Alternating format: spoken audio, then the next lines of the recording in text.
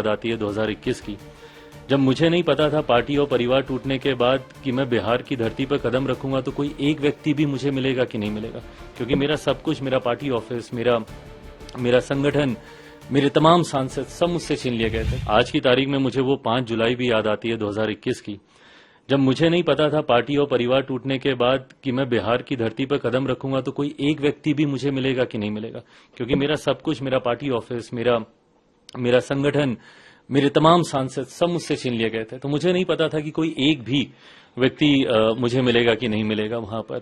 वहां से मैंने अपने संघर्ष की शुरुआत की और उसमें जो लोग मेरे साथ जुड़ते गए, आज की तारीख में वो लोग मेरी प्राथमिकता है। सामंजस्य कैसे बिठाएंगे, क्योंकि आपने खुलकर विरोध किया और अभी भी मुखर रहते हैं नीतीश कुमार को लेकर, और दूसरी सबसे बड़ी ज्यादा सीट उनको मिली है, तो जदयू के साथ सामंजस्य आप कैसे बिठाएंगे बिहार में?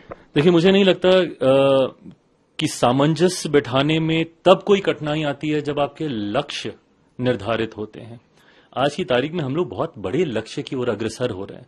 400 का लक्ष्य है एनडीए को जीतने का, 370 सीटें भारतीय जनता पार्टी ने अपने लिए रखी हैं, जीतनी है। ऐसे में मुझे नहीं लगता कि छोटी मोटी बातों में उलझने का कोई मतलब है। जहां राष्ट्र हित में ये जरूरी है कि प्रधानमंत्री जी उतनी ही और ज्यादा मजबूती से देश का प्रतिनिधित्व करें, उतना ही जरूरी है कि गठबंधन के भी हितों की हम लोग रक्षा करें।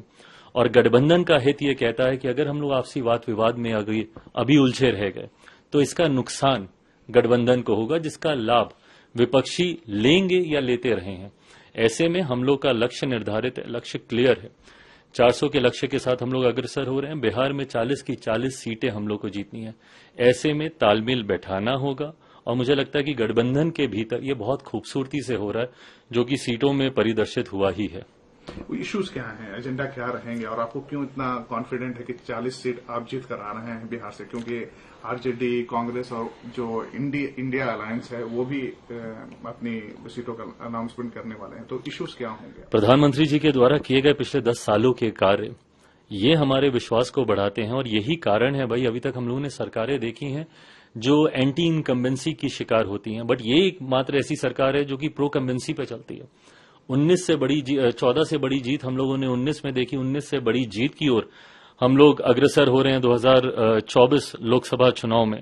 तो ऐसे में ये फासला, जब जीत का मार्जिन हम लोग का बड़ा है, उसका कारण प्रधानमंत्री जी के तमाम किए गए वायदे खरा उतरना, और मैं बहुत ईमानदारी से ये भी मानता हूं कि अभी भी कई कार्य अधूरे हैं, बट जनता को इस विश्वास है कि ये मौजूदा प्रधानमंत्री की ही क्षमता है कि उन बाकी के कार्यों को भी पूरा कर दें।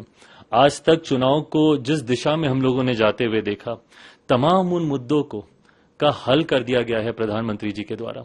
नहीं तो जब जब चुनाव आते थे धारा 370 की बात होती थी, अब नहीं होगी।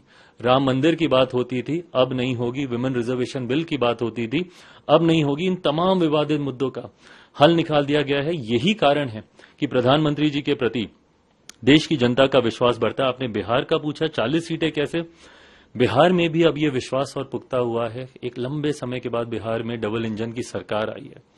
ये डबल इंजन की सरकार अलग अलग राज्यों में जहां जहां पे भी बनी है, उस राज्यों को हम लोगों ने बढ़ते हुए देखा है। उत्तर प्रदेश बगल का ही राज्य, उससे खूबसूरत कोई और उदाहरण हो नहीं सकता।